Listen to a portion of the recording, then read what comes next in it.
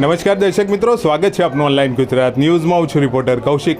ગુજરાતના મંદિરોના કેમ્પેન હેઠળ આજે આપણે આવ્યા છીએ ગાંધીનગર જિલ્લાના માણસા તાલુકાના બિલોદરા ગામ ખાતે, જ્યાં અહીંયા શ્રી ભવાની માતાજીનું ખૂબ જ ઐતિહાસિક મંદિર આવેલું છે. અહીંયા અનેકવિધ ધાર્મિક ઉત્સવોની ઉજવણીઓ કરવામાં આવે છે. એ જ રીતે મંદિરને 25 વર્ષ પૂર્ણ થતાં અહીંયા ભવ્યાતિ ભવ્ય રજત જયંતિ મહોત્સવનું આજરોજ આયોજન કરવામાં આવ્યું છે, જેના ભાગરૂપે આજે પ્રથમ દિવસે ભવ્ય શોભાયાત્રાનું આયોજન કરવામાં આવ્યું હતું. આપણી સાથે હાલ ગામના શ્રી અશ્વિનસિંહજી ચાવડા, શ્રી જીગરભાઈ રાવલ તથા ભવરસિંહજી ચાવડા હાજર છે. તે આપણને સંપૂર્ણ વિગત આ મંદિરના ઇતિહાસ વિશે તથા કાર્યક્રમની માહિતી આપશે.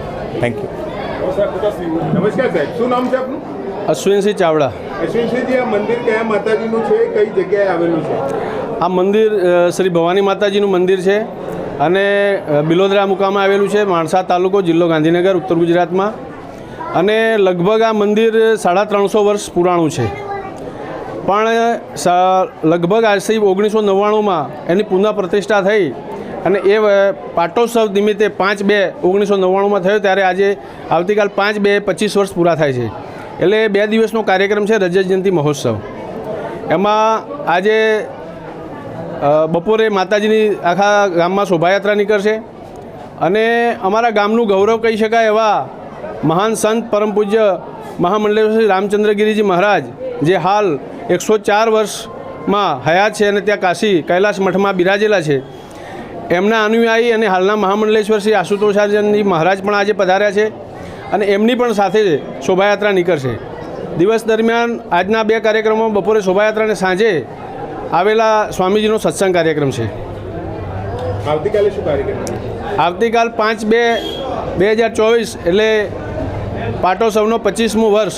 સવારે હોમ હવન યજ્ઞ થશે બપોર સુધી અને બપોરે બિલોદરાના ઇતિહાસમાં પ્રથમ વખત સમૂહ ભોજન સમગ્ર બિલોદરા ગામ અને બિલોદરા ગામથી રિલેટેડ જે આજુબાજુના નાના પરા છે એ સમૂહ 18 વર્ષની પબ્લિક સાથે ભોજન લેશે અને સાંજે રાસ ગરબાનો ભવ્ય કાર્યક્રમ છે અને દાતાઓનું સન્માન.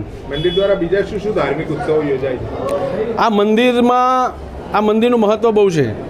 અહીંયા દર રવિવારે ખૂબ બહારથી દૂરથી દર્શનાર્થીઓ આવે છે અને પૂનમના દિવસે તો બહુ સવિશેષ લોકો આવે છે. અમારે સૌથી મહત્ત્વ બીજું નવરાત્રિનું હોય છે. નવરાત્રિની આઠમના દિવસે પલ્લી ભરાય છે અને માતાજીની કૃપા એવી છે કે દૂરથી લોકો આવે, કંઈ પણ માનતા માને તો એની મનોકામના પૂરી કરે છે મા, અને મા સૌની મનોકામના પૂરી કરે એ સાથે જય ભવાની. નમસ્કાર બાપુ, શું નામ છે આપનું? જીગરભાઈ રાવલ, પૂજારી ભવાની માતાજી, બિલોદરા. માતાજીના મંદિરનો શું ઇતિહાસ છે, એની વિગત? ઇતિહાસ છે વડનગરથી જોડાયેલો છે. જ્યારે વડનગરમાં તાનારીરી કરીને 2 દીકરીઓ હતી નાગર બ્રાહ્મણની, અને વડનગરના વડનગરના દરબારમાં તાનસેન ગવૈયા હતા અને એ દીપક રાગ ગાતા હતા. જ્યારે દીપક રાગ ગાય ત્યારે એમને શરીરમાં લાય ઉત્પન્ન થાય અને કોઈ મલ્હાર રાગ ગાવાવાળું મળે ત્યારે એ ઠંડક થાય.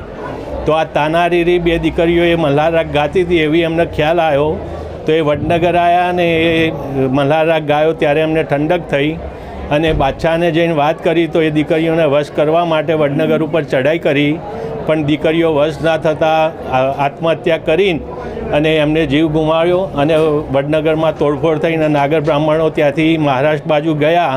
તુળજાપુરથી ભવાની માતાજીને બિલોદરામાં સ્થાન આપ્યું છે. તે ઇતિહાસ છે માતાજીનો.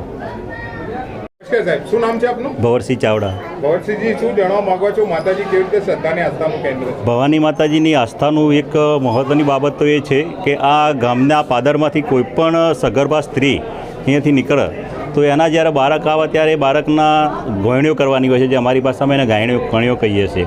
એ બાધાયાની અવશ્ય કરવી પડતી હોય છે. જો એ વ્યક્તિ બહારનો હોય એટલે એના બાબતનો ખ્યાલ હોતો નથી કે ભાઈ ભવાની માતાજીની આપણે બાધા કરવી પડતી હોય છે.